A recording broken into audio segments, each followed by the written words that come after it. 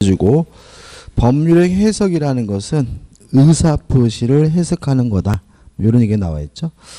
해석이 필요한 이유. 의사표시, 법률의 효과는 의사표시에서 그 효과가 결정이 되니까 결국은 의사표시의 의미를 명백히 해야 법률의 효과를 결정할 수 있다. 이런 말이 나오죠. 우측에 보시면 이제 뭐가 나오냐면 해석 방법이 나옵니다. 자, 이런 문제거든요. 갑이 을에게 의사를 표시했어요. 의사를 표시하는 사람 우리가 표의자라고 하고요. 을을 상대방이라고 하는데 의사 표시가 불일치돼서 뭔 말인지를 모르겠으면 결국은 의사 표시에서 법률행위 해석을 해야 되는데 상대방 입장에서 해석을 하는 것을 규범적 해석이라고 하고요. 상대방 입장이라는 것은 결국 요 표시행위의 객관적 의미를 탐구하는 것이 규범적 해석이 되는 거죠. 이에 반해서 표자 입장, 갑의 입장에서 해석을 하면 이걸 우리가 자연적 해석이라고 하는데요. 표자 입장이라는 것은 결국은 의사, 내심적 효과 의사를 탐구하는 것을 우리가 자연적 해석이라고 합니다. 물론 원칙은 규범적 해석입니다. 자연적 해석은 예입니다. 그러면 언제 자연적 해석을 하는지를 알아두셔야 되는데 일단 상대방 없는 의사표시는 상대방 입장에서 해석할 수는 없으니까 어쩔 수 없이 자연적 해석을 하게 되고요. 상대방이 있더라도 상대방이 그 의사를 이미 알았거나 알 수가 있었을 경우에는 무슨 해석을 하냐면 자연적 해석을 합니다. 그럼 결론은 뭐냐면 원칙이 규범적 해석, 상대방이 알았거나 알 수 있었으면 자연적 해석이거든요. 우측에 보시면 판례가 나와 있죠. 핵심 판례 첫 번째 판례 읽어보면 법률의 해석은 당사자 그 표시행에 부여한 객관적 의미를 명백히 확정하는 것. 법률의 해석은 뭘 해석하는 거죠? 표시행에 부여한 객관적 의미를 명백히 확정하는 것이라는 말은 결국 무슨 해석이라는 거죠? 규범적 해석이라는 얘기죠. 서면에 사용된 문구에 구애되는 것은 아니지만 어디까지나 당사자의 내심적 의사의 여하에 관계없이 그 서면의 기재 내용에 의해 당사자 그 표시에 부여한 객관적 의미를 합리적으로 해석하는 것이다. 그래서 만약에 문제지문에서 표시행위가 아니라 내심적 효과를 탐구한다 그러면 뭐가 돼요? X가 되는 거죠. 원칙이 무슨 해석입니까? 규범적 해석이죠. 그 다음에 자연적 해석 의 나와 있고요. 넘겨보시면 적용 범위 해가지고 언제 자연적 해석을 하느냐? 상대방 없는 의사표시와 상대방이 알았거나 알 수 있었으면 자연적 해석을 한다는 말이 나오고요. 1번 오표시 무효 원칙이 나오거든요. 이런 문제입니다. 지금 판례가 나오는데 당사자는 지금 갑토지를 사고 팔고자 해요. 근데 계약서에는 뭐라고 적었냐면 을토지라고 적었단 말이죠. 그러면 만약에 규범적 해석을 하게 되면 매매계약이 을토지에 대해 성립하는 거고 자연적 해석을 하면 매매계약이 뭐죠? 갑토지에 대해서 성립을 하는데 그러면 규범적 해석을 할 것이냐 자연적 해석을 할 것인가 문제인데요. 판례 박스를 보시면 이런 말이 나옵니다. 핵심 판례에서 부동산 매매 계약이 있어 쌍방 당사자가 모두 특정의 갑토지를 계약의 목적물로 삼았으나 라는 말은 쌍방 모두가 매매 대상이 갑토지임을 알았다는 얘기죠. 알았으니까 무슨 해석을 해야 돼요? 자연적 해석을 해야 되고 결론은 뭐에 대해서요? 갑토지에 대해서 계약이 뭐가 돼요? 성립이 되는 거죠.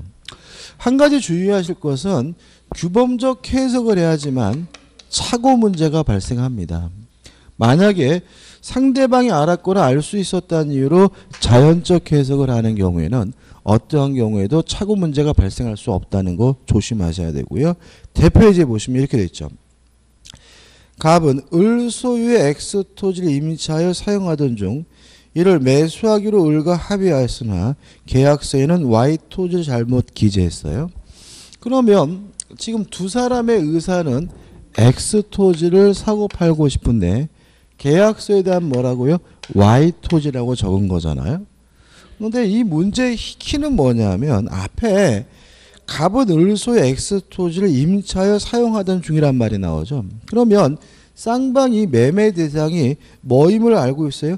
X 토지라는 걸 처음부터 알고 있었다는 얘기입니다. 따라 이것은 규범적 해석이 아니라 뭐죠? 자연적 해석이니까 X 토지에 대해서 계약이 뭐가 돼요? 성립되고 착오를 이유로는 뭐 할 수 없어요? 취소할 수 없는 거죠. 왜냐하면 착오 문제는 무슨 해석을 해야지만요? 규범적 해석을 해야지 발생하니까요. 따라서 옳은 것은 1번 매매계약은 X 토지에 대하여 유효하게 성립한다. 이게 답이 되는 거고요.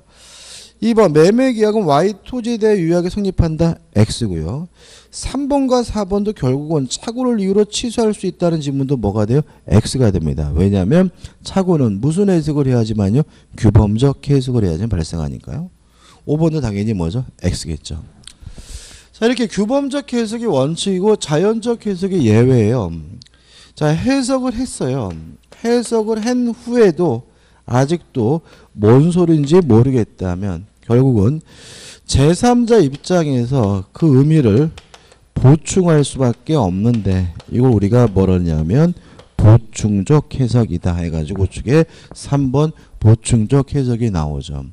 이 보충적 해석에 대해서는 조심할 것은 뭐냐면 해석을 한 후에 한다. 다시 말하면 처음에는 규범적 해석이나 자연적 해석부터 먼저 해야 된다는 거 조심하시면 됩니다. 우측에 판례는 뭐 큰 의미 없습니다. 그 다음에 우측 하단에 보신 법률의 해석 기준에서 표준 나오는데 넘겨보시면 첫 번째 포드님 당사자의 목적 원하는 바를 가지고 따지게 되고요. 그래도 모르겠으면 두 번째 사실인 관습을 가지고 따지고요. 그래도 모르겠으면 우측에 세 번째 임의 규정 마지막으로 네 번째 신의 성실 및 조례에 의해서 해석을 하게 된다. 타이틀만 기억하시면 됩니다. 넘겨보시면 해석의 성질은 사실 문제가 아니라 법률 문제다. 결론만 기억하시면 되고요. 대표이제 풀어볼까요? 법률의 해석에 관한 설명 중 틀린 것은 1번 행위자가 타인의 이름으로 매매계약을 체결한 경우 행위자 또는 명의 인정 누구를 계약 당사를 볼 것인가 관하여 행위자와 상대방의 의사가 일치했어요. 그럼 굳이 해석할 필요는 없습니다. 이때는 그 일치한 의사에 따라 계약 당사자를 확정해야 한다. 물론 뭐죠? 맞는 질문이고요. 2번 자연적 해석이란 뭐냐? 표의자의 진위, 실제 의사를 밝히는 것을 말하고요. 3번 규범적 해석은 뭐냐? 표의자의 진위가 아니라 표시행위의 객관적 의미를 탐구하는 것을 말하고요. 그 다음에 4번이 나오고 설명드릴게요. 5번 보시면 의사표시 해석에 있어서 당사자의 진정 의사를 상대방이 안 경우 상대방이 알았으면 무슨 해석을 해야죠? 자연적 해석을 해야 되므로 의사표시는 표시 행위로부터 추단되는 효과 의사를 기준으로 해석해야 한다는 지문은 X입니다. 자연적 해석은 표의자의 내심적 효과 의사를 가지고 해석해야 됩니다. 4번은 넘어가는데요. 좀 정리할 게 있습니다.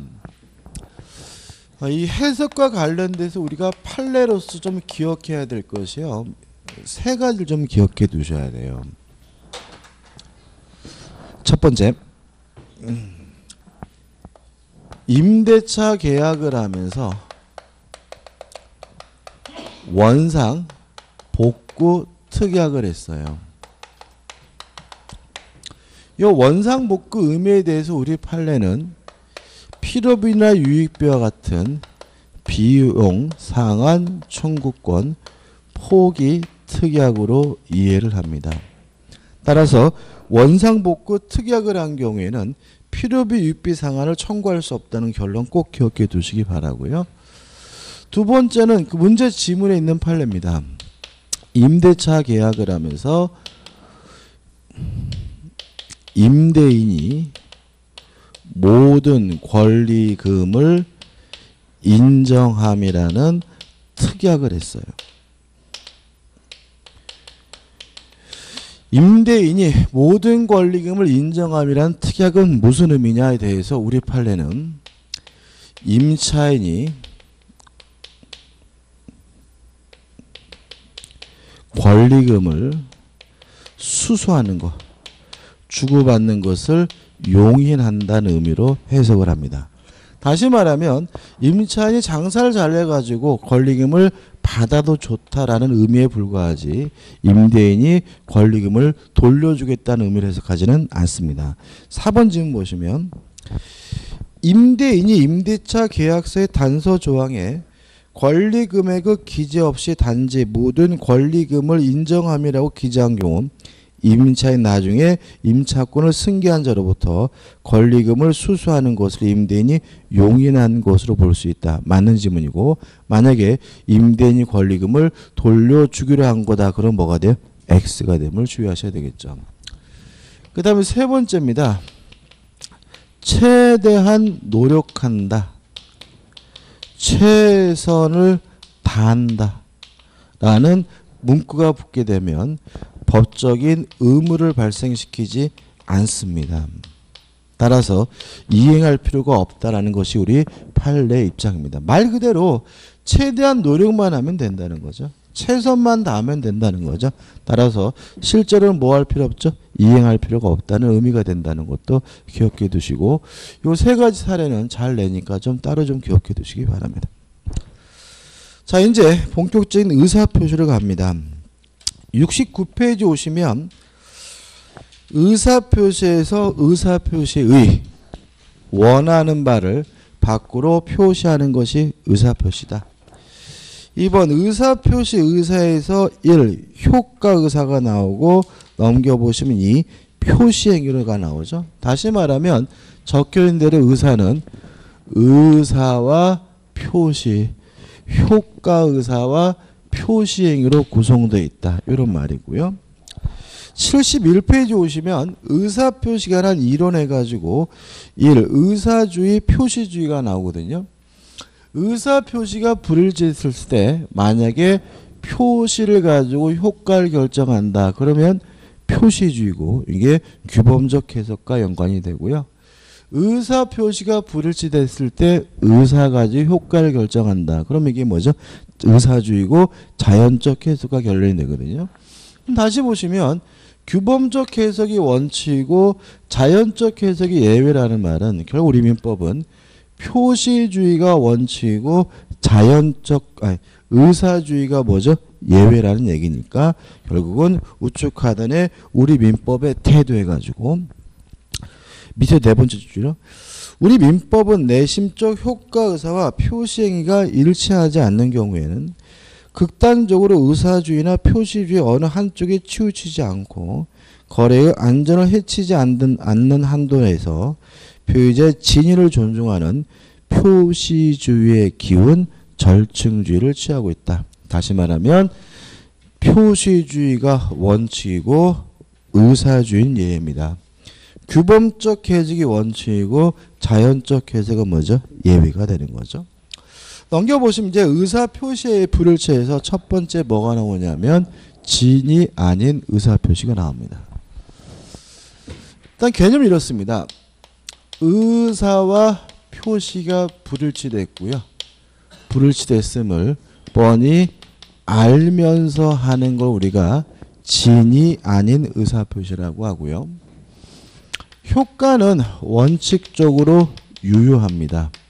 따라서 표시된 대로 이행을 해야 되고요. 항상 유효한 것은 아니고 상대방이 진이 아닌 의사표시에 대해서 이미 알았거나 알 수 있었다면 이때는 뭐죠? 무효가 되는데 다만 무효를 가지고 선의의 제3자, 모르는 제3자에게 대항하지 못합니다. 107조 보시면 1항 의사표시는 표의자가 진이 아님을 알고 한 것이라도 그 효력이 있다. 원칙이 유효하죠. 그러나 상대방이 표의자의 진이 아님을 알았거나 이를 알 수 있었을 경우에는 무효로 합니다. 이항 전형의 의사표시 무효는 선의의 제3자에 대항하지 못한다. 이렇게 나와 있고요. 1번 의의는 거짓말입니다. 그러니까 진이 아니라는 말 자체가 거짓이란 말이고요. 그래서 이건 뭐냐면 거짓말에 관한 법적 효과를 규정하고 있는 거고요. 거짓말을 하면 원칙적으로 유효하다는 말은 이행을 해야 된다는 얘기죠. 다만 상대방이 알았거나 알 수 있었으면 굳이 뭐 할 필요 없죠? 이행할 필요가 없다는 의미입니다. 요건 1번 의사표시가 존재해야 되고요. 2번 의사표시가 불일치돼야 되고 3번 스스로 알면서 해야 되고요. 우측에 4번 왜 거짓말했는지 이유나 동기는 묻지 않습니다. 자, 판례가 나오는데요. 요 판례가 중요합니다. 요 진위 아닌 의사표시에 대한 시험 문제를 잘 내는 편인데 결국 두 가지 형태로 문제가 냅니다. 교재 나와에 있는 요 두 개의 판례를 이해했는지, 그 다음에 효과는 사례 가지고 문제를 출제하게 되는데 핵심 판례 대 1번 판례는 이런 얘기가 나와있죠. 한번 읽어보면 비진위 의사표시에서 진이란 특정한 내용의 의사표시를 하고자 하는 표의자의 생각을 말하는 것이지 표의자가 진정으로 마음속에서 바라는 사항을 뜻하는 것은 아니다죠. 제가 길을 가는데 누가 몽둥이 들고 아저씨 3만 원만 줘 그런단 말이죠. 저는 줄 마음이 없어요. 근데 두드려 맞을까 무서워서 3만 원을 줬단 말이죠. 이게 진이 아닌 의사표시냐? 아니다. 왜냐하면 진이 아닌 의사표시 진이란 진정으로 마음속에서 바라는 바가 아니라 특정의 내용의 의사표시를 하고자 하는 표의자의 생각을 말합니다. 따라서 제가 진정으로 줄 마음이 없었다 하더라도 무서웠든 어떻든 간에 3만 원을 줄 마음으로 3만 원을 줬다면 그것은 진이 아닌 의사표시 될 수는 없는 겁니다. 따라서 계속 이어서 읽어보면 비록 재산을 강제로 뺏긴다는 것이 원고의 본심에 잠재되어 있었다 하여도 원고가 강박에 의해서나마 이 사건은 증여를 하기로 하고 그에 따른 증여 의사표를 한 이상 증여 내심의 효과 의사가 결여된 것이라 할 수는 없다라는 말은 강박을 당했으면 강박을 이유로 취소할 수는 있지만 이 자체는 뭐는 아니죠. 진이 아닌 의사표시는 아니라는 얘기입니다. 두 번째 판례도 마찬가지입니다. 이것도 학교를 위해서 대출을 신청했거든요. 이것이 진이 아닌 의사표시냐? 아니라는 거죠. 왜냐하면 진조는 자기가 빌린 마음이 없었다 하더라도 대출을 신청했기 때문이고요. 따라서 읽어보면 학교 법인이 사립학교법상 제한 규정 때문에 그 학교 교직원들이 소외인들의 명의를 빌려서 피고로부터 금은을 차용한 경우에 피고 역시 그러한 사정을 알고 있었다 하더라도 위 소외인들의 의사는 위 금전의 대체에 관해 그들이 주체무자로서 재물을 부담하겠다는 뜻으로 해석함이 상당하므로 이를 진이 아닌 의사표시를 할 수는 없다라는 말은 무효가 아니라 유효하니까 변제해야 된다는 판례입니다. 효과 원칙 유효하고요. 2번 예외 상대방이 알았거나 알 수 있었으면 무효가 되고 넘겨보시면 3번 제3자에 대한 관계에서 선의 제3자에 대항할 수는 없습니다. 요거죠. 교문 자체도 너무 간단하기 때문에 주로 이 부분은 사례로 출제합니다. 이런 사례가 나오죠. 갑이라는 사람이 A라는 건물을 가지고 있는데 을에게 증여하겠다고 해서요. 갑이 을에게 이전 등기를 해줬어요. 근데 이 증여가 진이 아닌 의사표시 비진이 표시였어요.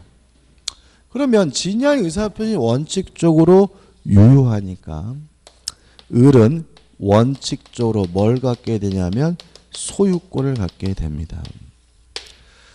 근데 상대방이 알았거나 알 수 있었으면 무효니까 을이 거짓말한 사실을 이미 알았거나 또는 알 수가 있었다면 을은 뭘 갖지를 못하냐면 소유권을 갖지를 못합니다. 다시 한번 진야 의사표시는 원칙적으로 유효하고요. 상대방이 알았거나 알 수 있었으면 무효입니다.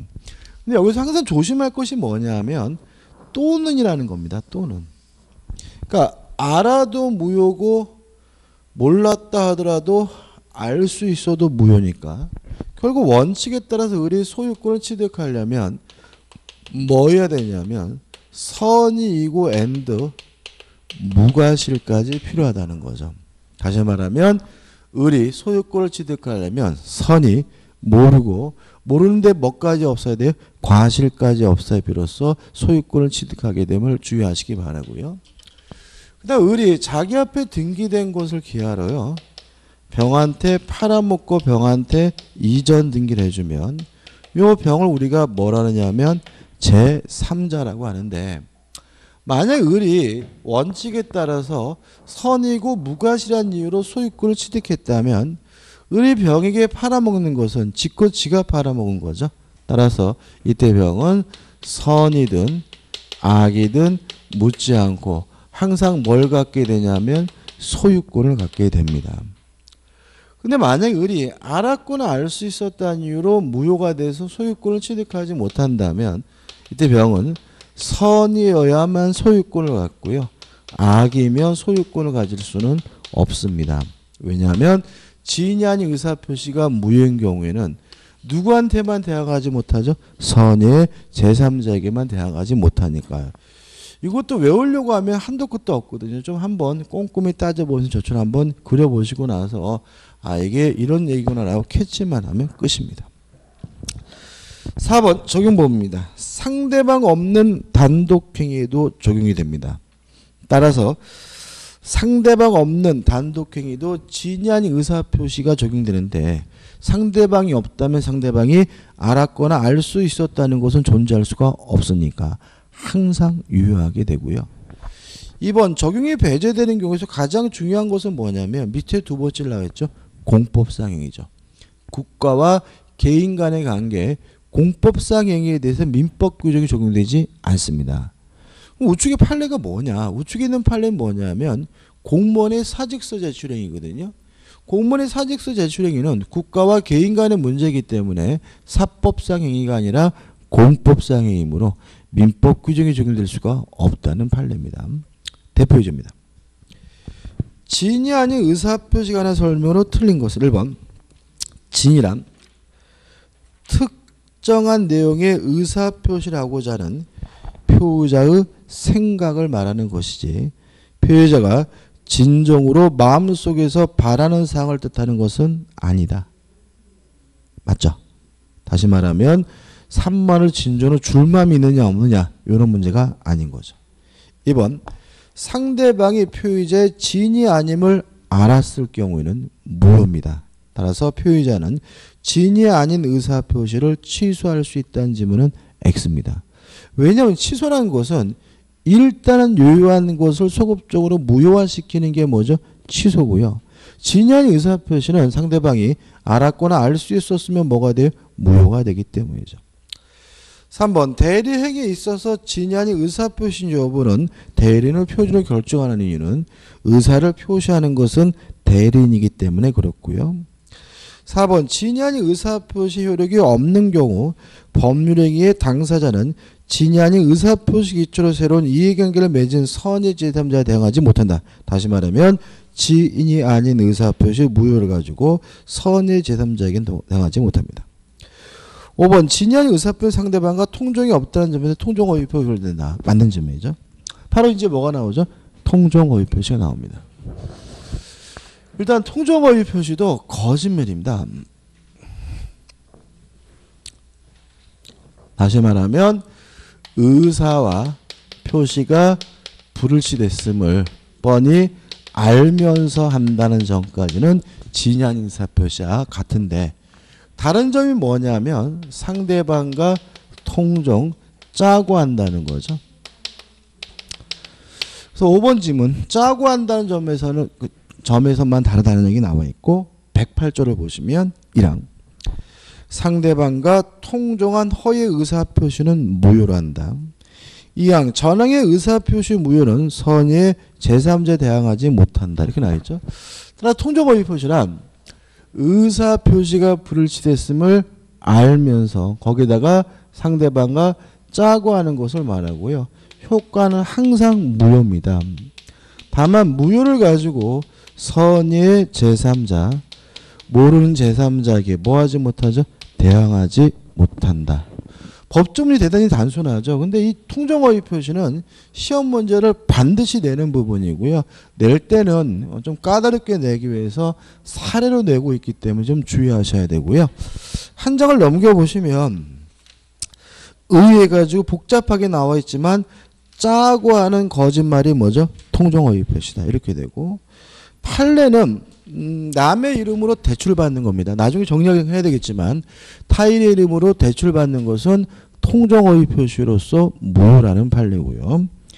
구별 개념에서 은닉행위, 우측의 신탁행위, 사행위는 좀 이따 봐야 되고 하단에 이제 요건해가지고 1번 의사표시의 존재 넘기셔서 2번 의사표시의 불일치 3번 알면서 할 것 4번 상대방과 통종이 있을 것이라는 말은 상대방과 짜고 할 것. 그 다음에 5번 왜 그딴 짓을 했는지 이유나 동기는 묻지 않는다는 말이 나오고요. 바로 이제 뭐가 나오냐면 효과로 나오고 다시 말씀드리지만 통정어휘 표시는 주로 사례가 나옵니다. 사례는 고정적입니다. 이런 사례가 나오거든요. K라는 사람이 갑에게 1억 원을 빌려줘서요. 1억을 달라고 요구할 수 있는 채권자인데 갑이 돈을 갚기 싫어요. 근데 안 갚으면 자신이 소유하고 있는 요 A 건물을 K가 강제 집행 경매할 것 같아서요. 을과 짜고 하지도 않은 매매를 한 것처럼 가장을 해서 갑이 을에게 이전 등기를 해줬다면 요 가장 매매가 둘이 짱고 한 것이기 때문에 통정어휘 표시고요. 요 가장 매매는 통정어휘 표시로서 무효입니다.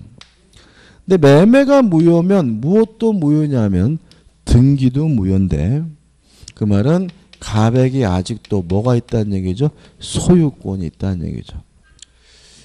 일단 갑이 자신이 소유권자란 이유로 의뢰 등기에 대해서 말소 등기를 해달라고 청구할 수가 있느냐? 있다. 왜냐하면 갑이 을에게 이전 등기해 준 것은 불법 원인급여가 아니기 때문에. 자, 불법 원인급여란 이유로 반환 청구하지 못하려면 이것이 반사회적이어야 되거든요. 근데 아까 말씀드린 것처럼 채무회피는 인간 본성의 발현이니까 반사회적이지 않다는 말씀을 드렸죠. 다시 말하면 요거는 통정어휘 표시에서 무효인 것이지 요 자체가 뭐인 것은 아니에요. 반사회적인 것은 아니기 때문에 불법 원인급여가 아니다. 따라서 갑 스스로 무효라고 주장하면서 의뢰 등기에 대해서 말소를 청구할 수가 있고요. 요 채권자 K도 의뢰 등기에 대해서 말소를 청구할 수가 있는데 유의하실 것은 갑을 대의해서 통해서 의뢰 등기에 대해서 말소를 청구해야 되고요. 직접 을에게 말소 등기해달라고 청구할 수는 없다는 거 주의하셔야 되고요. 두 번째, 이러한 갑의 행위는 명백히 돈값시키기 싫어서 재산을 도피시킨 것이기 때문에 사해행위라는 이유로 취소가 가능하다라는 거 꼭 기억해 두시고요. 그 다음에 을이 자기 앞에 등기된 것을 기하로 병한테 또 팔아먹었어요. 팔아먹고 병한테 이전 등기를 해주면 이 병을 우리가 제3자라고 하는데요. 통정어휘 표시 무효는 선의의 제3자에 대항하지 못하니까 병이 선이면 소유권을 가질 수 있고요. 악이면 소유권을 가질 수가 없는데 주의하실 점은 병에게는 선이기만 하면 됩니다. 무과실일 필요는 없다. 선이기만 하면 확정적으로 소유권을 갖고요.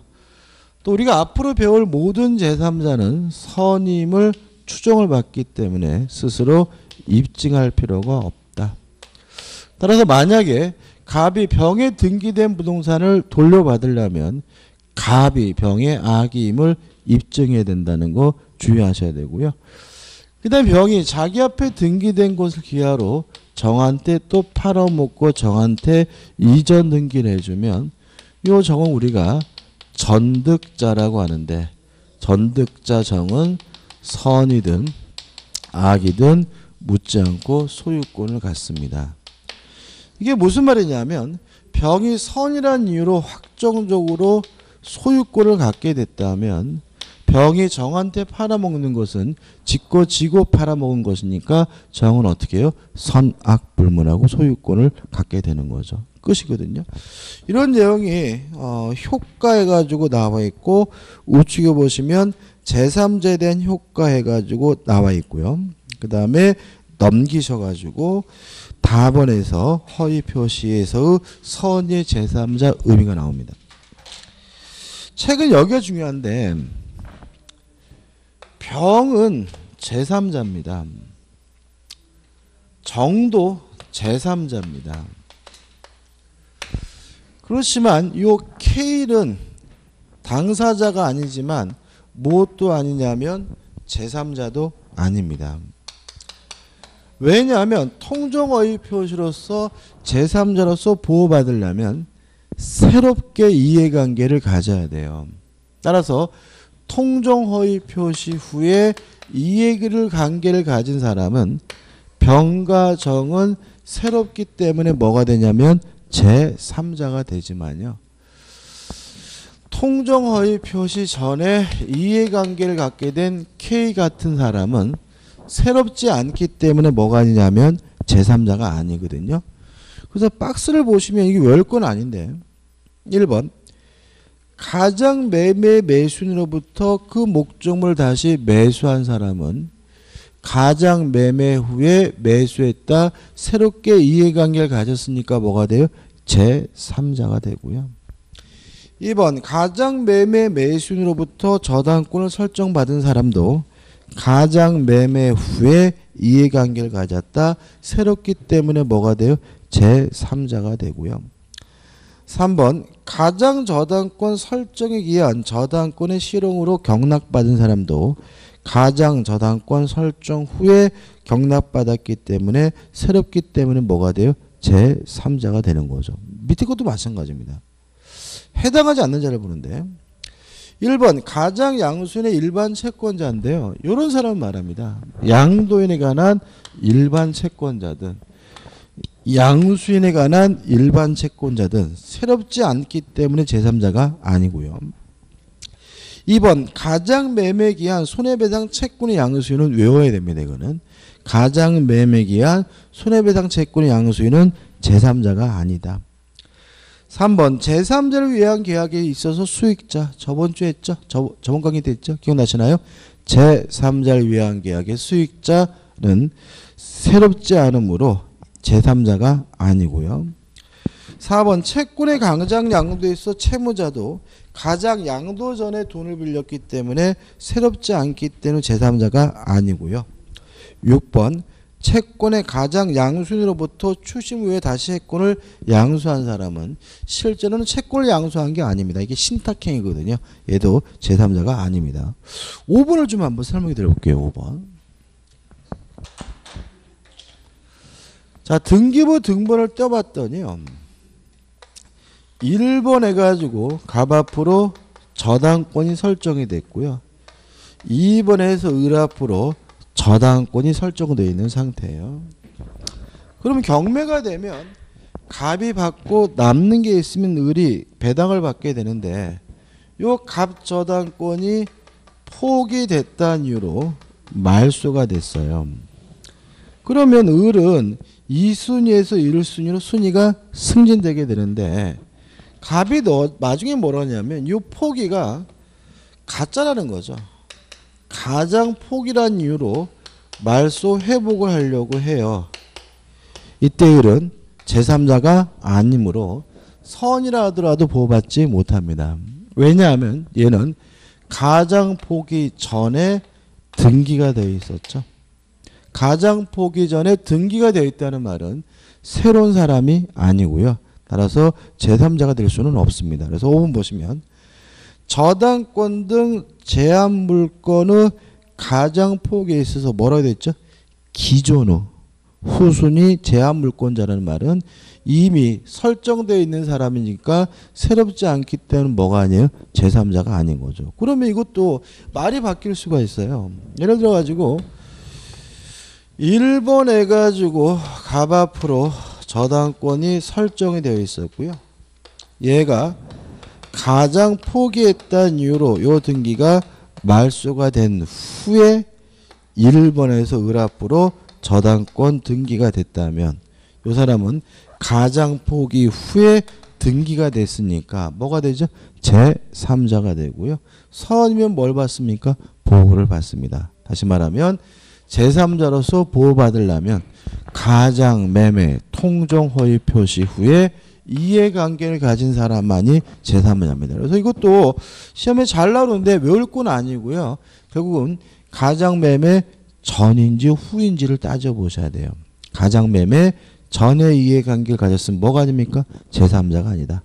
가장 매매 후에 이해관계를 가졌으면 뭐죠? 제3자다. 이게 뭐죠? 핵심인 거죠. 4번 허위 표시 철회라는 말이 나오는데 철회라는 말은 뭐냐면 효과가 발생하기 전에 효과 발생을 막는 것을 우리가 철회라고 합니다. 물론 통정허위 표시는 무효입니다. 효과 발생 안 했죠. 따라서 철회할 수가 있다. 적용 범위에서 주의할 점은 뭐냐면 상대방 없는 의사표시는 적용되지 않는다. 왜냐하면 통정허위 표시는 상대방과 통정, 짜고 하는 것이니까 반드시 뭐가 있어야 됩니까? 상대방이 있어야지만 논리적으로 성립될 수가 있는 거죠. 우측이 대표해집니다. 갑은 자신의 부동산에 관하여 을과 통정하여 허위 매매 계약에 따라 소유권 이전 등을 을에게 해 주었다. 그 을은 이러한 사정을 모르는 병과 위 부동산에 대한 매매 계약을 체결하고 그에 대해 소유권 이전 등을 해 주었다. 다음 설명이 좀 틀린 건데 사례는 굉장히 간단하지만 결국 뭐죠? 요사례인 겁니다. 그죠? 1번 갑과 을은 매매 계약에 따른 채무를 이행할 필요가 없다. 맞거든요. 왜냐하면 갑과 을 간의 가장 매매가 통정허위 표시여서 무효라는 말은 뭐죠? 효과가 없고 이행할 필요가 없다는 의미니까 1번은 뭐죠? 맞는 점이죠. 2번 갑은 병을 상대로 소유권 이전 등 상대로 이전 등의 말소를 청구할 수 없다. 맞죠? 병이 뭐라고 돼 있죠? 선이라고 돼 있죠. 병이 선이면 확정적으로 소유권을 취득하기 때문에 2번도 뭐죠? 맞죠. 3번 병이 부동산의 소유권을 취득한다. 맞고요. 4번 갑이 자신의 소유권을 주장하려면 병의 악의를 증명해야 한다. 맞나요? 자, 병은 선이면 뭐 받습니까? 추정을 받는다. 병 스스로 뭐 할 필요 없어요? 입증할 필요가 없다. 누가 입증해야 된다고요? 갑이 병이 악의임을 입증해야 되므로 4번도 뭐죠? 맞죠.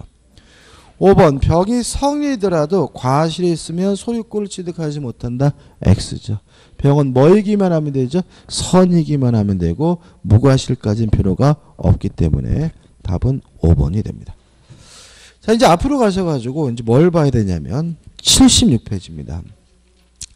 76페이지 하단에 구별 개념들을 좀 봐야 됩니다. 구별 개념의 첫 번째 뭐가 나오고 있냐면 은닉행위가 나오고 있죠. 갑이 A라는 건물을 을에게 증여하고 싶습니다.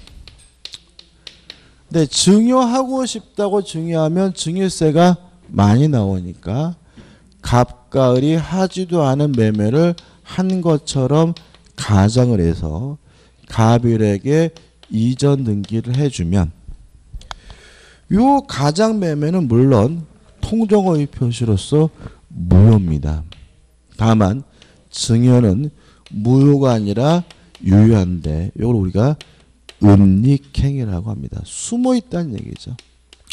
따라서 을은 확정적으로 뭘 갖게 되냐면 소유권을 갖습니다. 쉽게 말하면 이런 얘기죠. 증여인데 매매한 것처럼 꾸며서 등기해 놨다가 나중에 세무서한테 걸리면 세무공무원이 뭐라 그러냐면 매매가 아니고 증여니까 증여세를 내라 그러겠죠. 다시 말하면 뭐는 무효? 매매는 무효지만 증여는 뭐죠? 유효다. 이런 얘기고요. 우리 자기 앞에 등기된 것을 기하로 병한테 팔아먹고 병한테 이전 등기를 해주면 요 병 제3자는 선이 악이 따지지 않고 항상 뭘 갖게 되냐면 소유권을 갖게 됩니다. 을이 확정적으로 이미 뭘 취득했죠? 소유권을 취득했죠. 따라서 을이 병에게 팔아먹는 것은 뭐예요? 지고 팔아먹는 거니까 병은 선악불문하고 소유권을 취득하게 된다는 점 주의하시기 바랍니다. 그 다음에 우측에 보시면 이제 뭐가 나오냐면 신탁행위가 나오는데요. 신탁행위는 개념이 좀 까다로울 수가 있는데 한번 읽어보면 이렇게 돼 있죠. 어떤 경제적 목적을 달성하기 위하여 상대방에게 그 목적 달성에 필요한 정도를 넘는 권리를 의지하면서 넘는이라는 두 글자가 키포인트입니다. 그래서 신탁행위라는 것은 큰 것을 주는 척하는 걸 우리가 신탁행위라고 합니다. 신탁행위가 뭐죠? 큰 것을 주는 척하는 거죠. 신탁행위로서 우리가 개념적으로 이해해야 될 것이 뭐냐면 두 가지인데 양도담보입니다.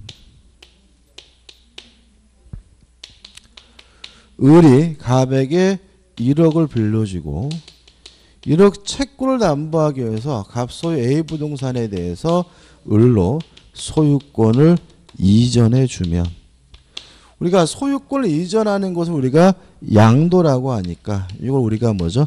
양도담보라고 하는데 문제는 뭐냐면 갑과 을의 의사는 담보를 설정하고 싶은 거거든요. 근데 대외적으로는 소유권 자체가 넘어간 것처럼 되어 있으니까 의사표시가 불일치되어 있고요. 물론 갑과 을 간에 무엇을 통해서요? 계약을 통해서 한 거니까 이게 뭐예요? 통정, 짜고 있다고 보게 되면 이게 통정허위 표시로서 뭐가 되냐면 무효가 되거든요. 이 문제에 대해서 우리 판례는 통정허위 표시는 아무것도 안 주면서 주는 척하는 것만 통정허위 표시라는 거죠. 실제 주는 것이 있긴 한데 주고자 하는 것보다 큰 것을 주는 척하는 것은 통정허위 표시가 아니라 신탁행위고요. 따라서 신탁행위이기 때문에 무효가 아니라 뭐죠? 유효라는 판례입니다. 세 가지를 비교하면 명백히 알 수 있어요. 통정허위 표시는 뭐죠? 아무것도 안 주면서 주는 척하는 게 통정허위 표시죠. 무효죠. 은닉행위는 뭔가요? 진짜 주는 거죠. 유효하죠. 그 다음에 신탁행위 뭔가요? 주긴 주는데 주고자 하는 것보다 큰 것을 주는 척하는 거죠. 이것도 뭐죠? 유효입니다. 그래서 무효가 되는 것은 아무것도 안 주면서 주는 척하는 뭐만요? 통정허위 표시만 무효가 된다. 이런 취지입니다. 그 다음에 두 번째 신탁행위는 채권 추심을 위한 채권 양도도 신탁행위고요. 따라서 무효가 아니라 유효다라는 게 우리 판례 입장입니다. 을이 갑에게요 1억을 빌려주고 1억을 받을 채권이 있는데 병이 갑으로부터 대신 돈을 받아주려고 해요. 을이 실제로 병에게 주고자 하는 것은 돈을 받을 수 있는 대리권 정도를 주고자 하는 것뿐인데 채권 자체를 넘겨준 것처럼 해준다면 이것도 주고자 하는 것보다 큰 것을 주는 척하는 거기 때문에 이것도 통정허위 표시가 아니라 신탁행위고요. 따라서 무효가 아니라 유효라는 것이 우리 판례 입장입니다. 개념만 좀 정리하시면 됩니다. 이 정도고요. 좀 쉬었다가 이제 착오에 의한 의사표시를 보도록 하겠습니다. 81페이지죠.